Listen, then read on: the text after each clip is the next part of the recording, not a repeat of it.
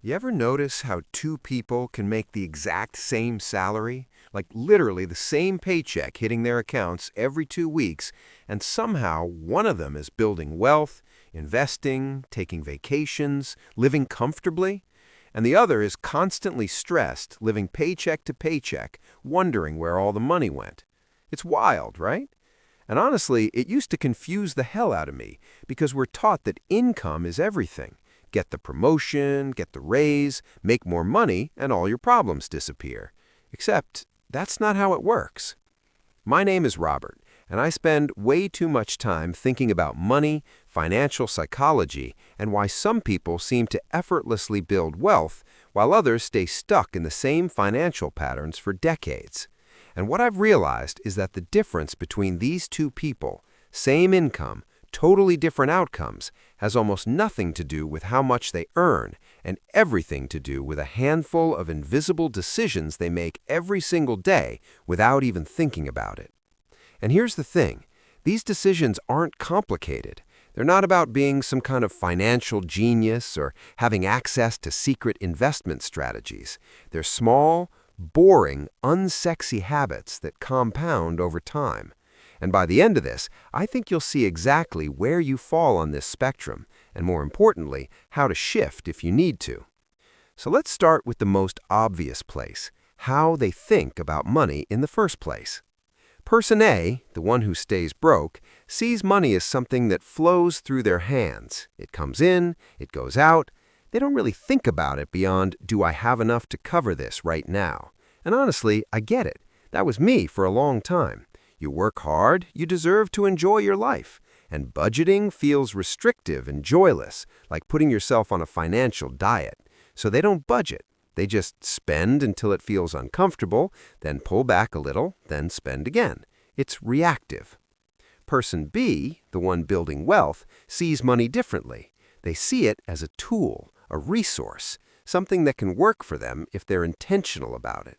And I know that sounds kind of corporate and boring, but stick with me. They don't obsess over every dollar, but they do have a general plan. They know roughly how much is coming in, where it's going, and what they want it to do for them in the future. It's not about restriction, it's about direction. And that subtle mental shift changes everything. Because here's what happens. When you don't have a plan, every spending decision feels equal. That $8 latte, that $60 impulse buy on Amazon, that $150 dinner out, they all just blur together. But when you have even a loose framework, you start to see trade-offs. You start asking yourself, is this worth it to me? Not in a guilt-tripping way, but in a values-clarifying way. And that awareness, over time, creates completely different financial outcomes. Let's talk about lifestyle inflation, because this is where a lot of people get absolutely wrecked without even realizing it. So imagine both people get a raise, let's say $10,000 more a year. Person A immediately adjusts their lifestyle to match. They upgrade their apartment, get a nicer car, start eating out more, maybe subscribe to a few more services.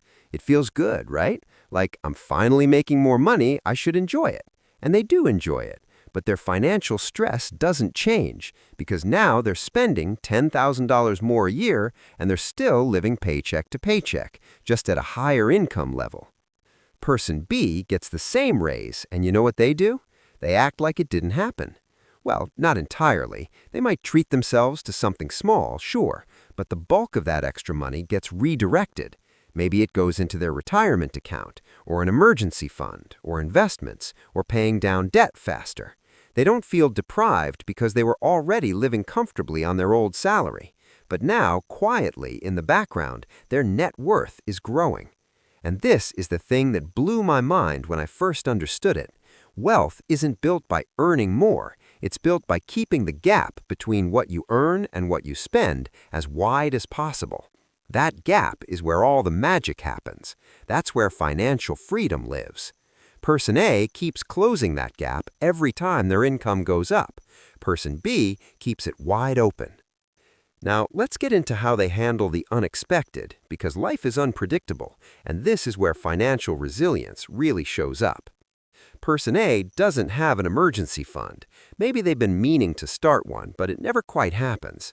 So when the car breaks down, or the laptop dies, or there's an unexpected medical bill, they panic. They put it on a credit card. They borrow from a friend. They drain their checking account, and then spend the next few weeks stressed trying to catch up.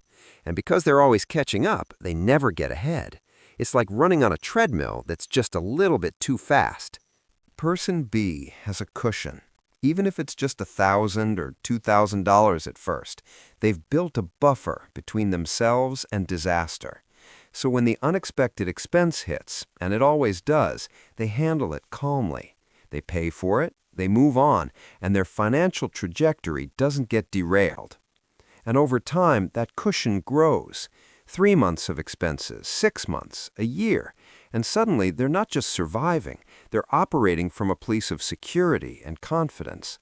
And I can't overstate how much this changes your relationship with money. When you're not in constant survival mode, you start making better decisions. You're not desperate. You can think long term. You can take smart risks. You can say no to things that don't serve you.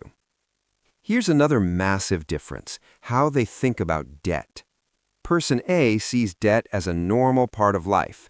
Car payments, credit card balances, buy now, pay later plans. It's all just background noise.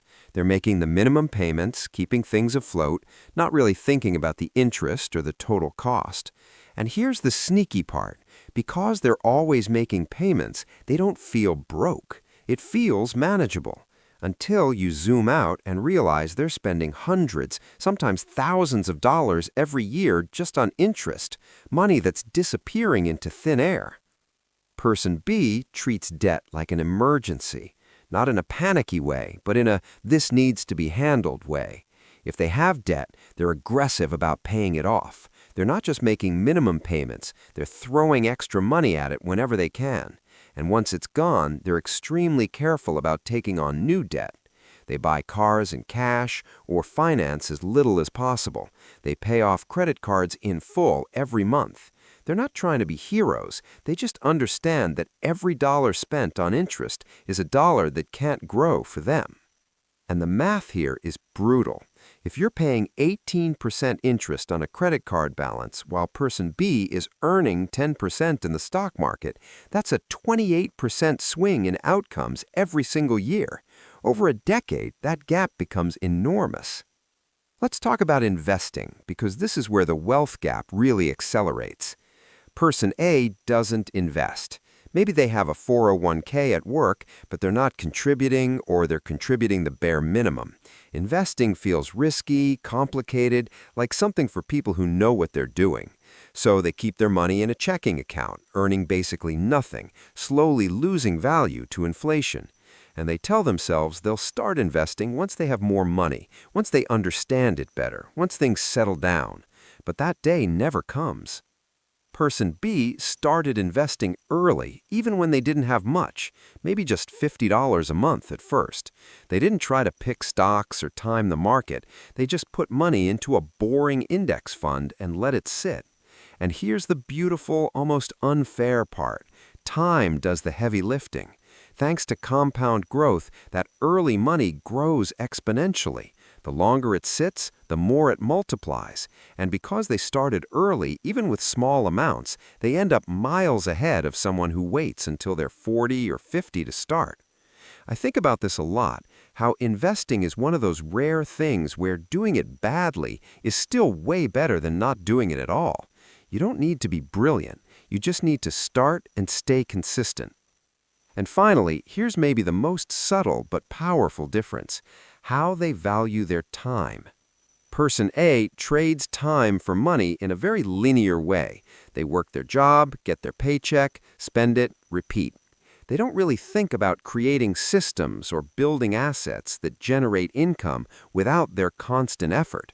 And that's fine for a while, but it means their income is capped by the number of hours they can work. Person B is always thinking about leverage. How can they make their money work for them? How can they build skills or assets that create value beyond their immediate labor? Maybe they invest in dividend-paying stocks. Maybe they build a side project. Maybe they learn high-income skills that increase their earning potential. They're not hustling 24/7. They're just strategic about where their energy goes. So here's the thing. If you're listening to this and recognizing yourself in person A, don't beat yourself up. Seriously, most of us start there. I definitely did. The system doesn't teach us this stuff. We're sold the idea that more income solves everything, and it's just not true. But the good news, and I really mean this, is that these patterns can change. You don't need a windfall. You don't need to be perfect. You just need to start making slightly different choices. Build that small emergency fund. Start investing something, even if it's tiny. Pay attention to where your money goes. Question lifestyle inflation. Treat debt like the enemy it is. Because here's what I've learned. Wealth isn't about being lucky or smart or special. It's about being intentional. It's about playing the long game when everything around you is screaming to live for right now. And if you can do that, if you can make those small, boring, unsexy decisions consistently, you won't just build wealth, you'll build freedom. And honestly, that's what this is really about. You got this.